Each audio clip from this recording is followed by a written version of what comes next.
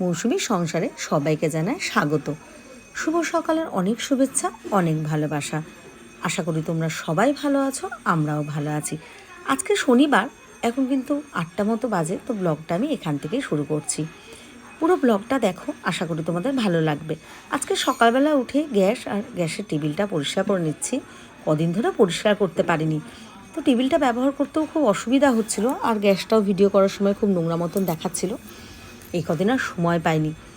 ঋষি পড়তে গেছে arts group, আমাদের মহাজাতির এইখানেই পড়া, একদম কাছে।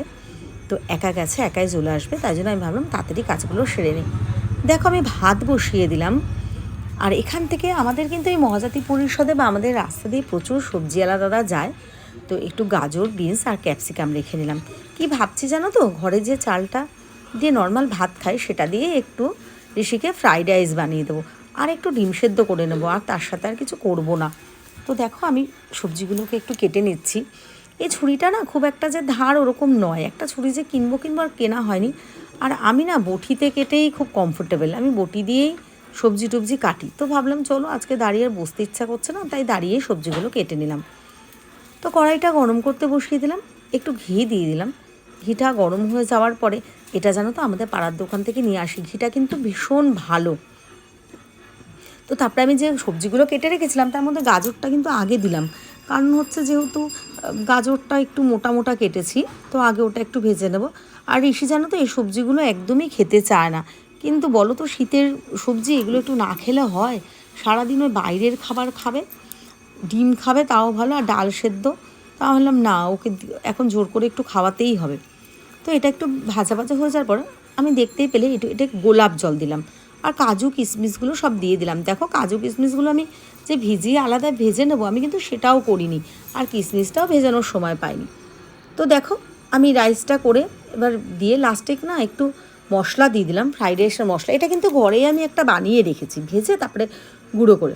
আর একটু ডিম সেদ্ধ বসিয়ে দিয়েছি, একটু ডিম দিয়ে 2টো করে ডিম নিয়েছি, আর ফ্রাইড রাইস নিয়েছি। খেতে কিন্তু সত্যিই ভালো হয়েছিল, খুব সাধারণভাবে বানিয়েছি তাও। ঋষি একটু পড়তে বসেছে, মানে ও একটু লেখা লিখছে। একদমই তো পড়াশোনা করে না, ওই যখন একটু বসে টসে তখন একটু ভিডিও করি, আর পড়তে বসে না এটা বললেও ভুল, মানে বসেই থাকে, টাইমটা কাটায় বেশি। তো যাই হোক, এবার না সন্ধ্যা হয়ে গেছে কিন্তু। তো আমি ঋষিকে পড়তে দিতে যাচ্ছি। আজকে সংস্কৃত পড়া, শনিবারও দুবেলায় পড়া। তো সংস্কৃতও কিন্তু আমাদের মহাজাতি পরিষদের এখানে, মানে আমাদের এখানে ডক্টর বোধিসত্ত্ব বিশ্বাস আছেন, ওনার অপোজিটেই বাড়িতে ম্যাম, পূর্ণিমা ম্যাম। তো আমি দিয়ে ওকে চলে আসলাম। তারপরে ঋষিকে আনতে যাব, তো ভাবলাম কি আমি একটু ময়দা মেখে রাখি, ভাবলাম বাড়িতে কটা পরোটা বানিয়ে নেব। তো দেখো একটু তেল দিলাম, চিনি দিলাম, লবণ দিলাম, সাদা তেল দিয়ে নিলাম। তো তারপরে আমি ভালো করে মেখে নিচ্ছি।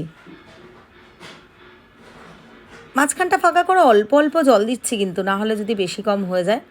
তো যাই হোক, তোমরা শীতের মধ্যে কেমন আছো সবাই আমাকে জানিও, একটা লাইক কমেন্ট শেয়ার করে দিও। হ্যাঁ, শেয়ার করাটা সবসময় সবার পক্ষে সম্ভব হয় না, কিন্তু তোমাদের একটা লাইক আর একটা কমেন্টের জন্য কিন্তু আমি অপেক্ষায় থাকি।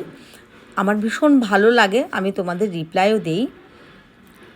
তো এখন এখানটা বসে আমি ওখানটা দাঁড়িয়ে দাঁড়িয়ে আর ভালো লাগছে না, ঋষি পড়তে বসেছে, তাই ভাবলাম যে চলো এখানটা এনে আমি ময়দাটা মেখে নিই। তো বকবক করতে করতে আমি মেখে নিয়েছি, দেখো আমার মাখা হয়ে গেছে। তো এবার লেচি করে আমি এটা ভাজা বানাবো। হ্যাঁ, তার মধ্যে কিন্তু আমি ঋষিকে নিয়ে চলে এসেছি, এখন কিন্তু বেশ খাওয়ার টাইম হয়ে যাচ্ছে, তাই ভাবলাম যে চলো তাহলে আমি বানিয়ে ফেলি পরোটাগুলো।